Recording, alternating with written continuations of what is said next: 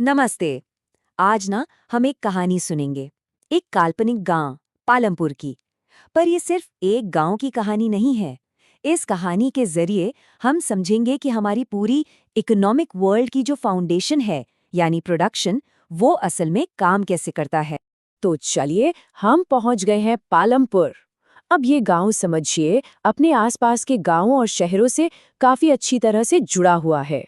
यहाँ का मेन काम क्या है? खेती। मतलब यहाँ काम करने वाले लोगों में से करीब-करीब 75% लोग अपनी रोजी रोटी के लिए खेती पर ही डिपेंड करते हैं। तो पालमपुर में ऐसा क्या खास है ना? चलिए इसी गांव को अपनी केस स्टडी बनाते हैं और इसके जरिए प्रोडक्शन के पूरे प्रोसेस को समझते हैं। अगर पालमपुर की एक झलक देखें तो यहाँ करीब 450 परिवार रहते हैं, अलग अलग जातियों के। और सुविधाएं, अरे वाह, यहाँ पक्की सड़कें हैं, बिजली है, सिंचाई के साधन हैं, स्कूल हैं, हेल्थ सेंटर्स भी हैं। मतलब इंफ्रास्ट्रक्चर काफी डेवलप्ड है। खेती तो मेन काम है ही, पर उसके अलावा छोटे मोटे मैन्युफैक्चरिंग, डेयरी, ट्रांसपोर्ट, ये सब काम भी होते हैं। एक तरह से ये रूरल इकोनॉमी का एक जीता जागता मॉडल है। देखिए पालमपुर की ये जो कहानी है ना, इसके पीछे इकोनॉमिक्स के कुछ बहुत बेसिक रूल्स छिपे हैं। तो चलिए सबसे पहले प्रोडक्शन के उन 4 सबसे जरूरी फैक्टर्स को समझते हैं, जिनके बिना सच में कुछ भी बनाना ऑलमोस्ट इम्पॉसिबल है। तो प्रोडक्शन, इसका सीधा सा मतलब है उन गुड्स और सर्विसेज को बनाना जिनकी हमें जरूरत है। बहुत सिंपल। पर सवाल ये है कि भाई कुछ भी बनाने के लिए आखिर चाहिए क्या होता है? तो देखिए किसी भी प्रोडक्शन के लिए ना 4 चीजें चाहिए होती हैं। सबसे पहली लैंड यानी भूमि। इसमें सिर्फ जमीन नहीं, पानी, जंगल, मिनरल्स सब आ गए। दूसरी चीज है लेबर, मतलब वो लोग जो काम करेंगे। तीसरी है फिजिकल कैपिटल, यानी औजार, मशीनें, पैसा। और चौथी, जो शायद सबसे जरूरी है, वो है ह्यूमन कैपिटल। ये क्या है? ये है नॉलेज और स्किल्स, जो बाकी तीनों को एक साथ मिलाकर कुछ मीनिंगफुल बना सकें। ठीक है, तो अब आते हैं पालमपुर की कहानी के मेन कॉन्फ्लिक्ट पर, किसानों की सबसे बड़ी दुविधा पर। खेती के लिए जो सबसे पहला फैक्टर है, यानी भूमि, वो फिक्स्ड है, वो सीमित है, उसे बढ़ाया नहीं जा सकता।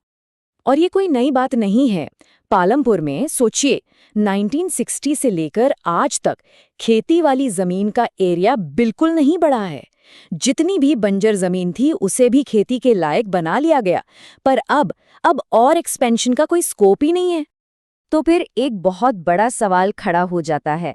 अगर जमीन उतनी ही है तो एक गांव अपनी बढ़ती हुई आबादी का पेट भरेगा कैसे?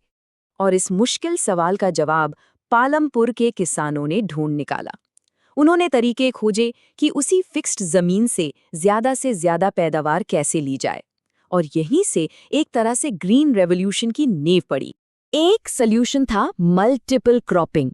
इसका मतलब है एक ही खेत में एक साल के अंदर एक से ज्यादा फसल उगाना। अब पालमपुर में क्योंकि इरिगेशन सिस्टम अच्छा था, तो किसान ज्वार, बाजरा, आलू, गेहूं, गन्ना, मतलब साल में 3-3 फसलें तक उगा लेते थे। पर असली गेम चेंजर, जो सबसे बड़ा बदलाव था, वो आया लेट 1960s में, और उसे हम सब जानते हैं ग्रीन रेवोल्यूशन के नाम से। ये एक ऐसी टेक्नोलॉजिकल ब्रेक थ्रू थी जिसने सब कुछ बदल के रख दिया। तो ये बदलाव था क्या? जरा फर्क देखिए। एक तरफ थी ट्रेडिशनल फार्मिंग, जिसमें देसी बीज, गाय का गोबर जैसी नेचुरल खाद, पैदावार कम होती थी। और दूसरी तरफ आई मॉडर्न फार्मिंग, जिसमें थे HYV सीड्स यानी high yielding variety seeds, chemical fertilisers और पेस्टिसाइड्स। पैदावार जबरदस्त, पर इसकी एक बहुत बड़ी कीमत थी, एक बड़ी शर्त थी। इसे पानी बहुत बहुत ज्यादा चाहिए था। और इसका रिजल्ट चौंकाने वाला था। आप सोचिए पालमपुर में जहां ट्रेडिशनल बीजों से गेहूं की पैदावार सिर्फ 1300 किलो प्रति हेक्टेयर थी, वहीं HYV बीजों ने इसे सीधा 3200 किलो तक पहुंचा दिया। मतलब 2 गुनी से भी ज्यादा का जंप। इनक्रेडिबल। ये एक जबरदस्त सक्सेस थी, इसमें कोई शक नहीं। लेकिन हर कहानी का एक दूसरा पहलू भी तो होता है ना, है ना? तो अब वक्त है इस क्रांति की उस हिडन कॉस्ट, उस छिपी हुई कीमत पर नजर डालने का, जिसके बारे में शायद उस वक्त ज्यादा किसी ने सोचा ही नहीं था। हाँ, ये नया तरीका एक बहुत बड़ी कामयाबी थी। पर सबसे बड़ा सवाल तो यही था, क्या हमारी जमीन इस बोझ को सह पाएगी? क्या ये तरीका सस्टेनेबल था? साइंटिफिक वार्निंग्स बिल्कुल क्लियर थी। उनमें कहा गया कि देखिए, केमिकल फर्टिलाइजर्स में ऐसे मिनरल्स होते हैं जो पानी में तो घुल जाते हैं, पर मिट्टी उन्हें ज्यादा देर तक पकड़कर नहीं रख पाती। वो मिट्टी से निकलकर ग्राउंड वाटर, नदियों और झीलों में पहुंच जाते हैं, उन्हें पल्यूट करते हैं। और इतना ही नहीं, ये केमिकल फर्टिलाइजर्स मिट्टी के लिए जरूरी बैक्टीरिया और दूसरे माइक्रो ऑर्गेनिजम्स को भी मार सकते हैं। मतलब अगर सीधे सीधे कहें तो इस क्रांति की एक बहुत भारी कीमत चुकानी पड़ी। केमिकल फर्टिलाइजर्स के ओवरयूज ने मिट्टी की फर्टिलिटी खत्म कर दी, ट्यूबवेल से बेहिसाब सिंचाई ने ग्राउंड वाटर का लेवल नीचे गिरा दिया और हमारे नदी तालाब वो भी पोल्यूटेड हो गए। तो ये तो हुई एनवायरमेंटल कॉस्ट की बात। अब जरा सोशल कॉस्ट की तरफ चलते हैं। चलिए देखते हैं कि इस बढ़ी हुई पैदावार का फायदा असल में मिला किसको। ये जो चार्ट है ये जमीन के बंटवारे की एक बहुत ही अनइक्वल पिक्चर दिखाता है।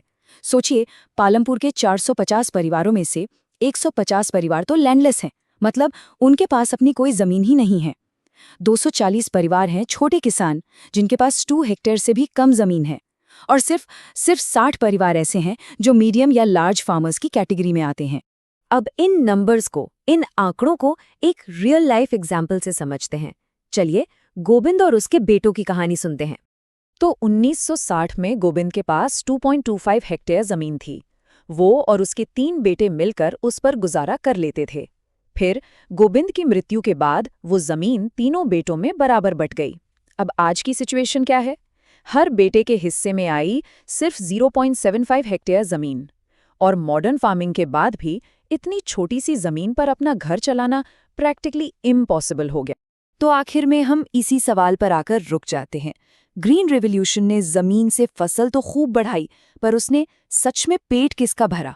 ये कहानी टेक्नोलॉजी, एनवायरनमेंट और सोशल जस्टिस के बीच के कॉम्प्लिकेटेड रिश्ते पर एक बहुत बड़ा और बहुत जरूरी सवाल खड़ा करती है।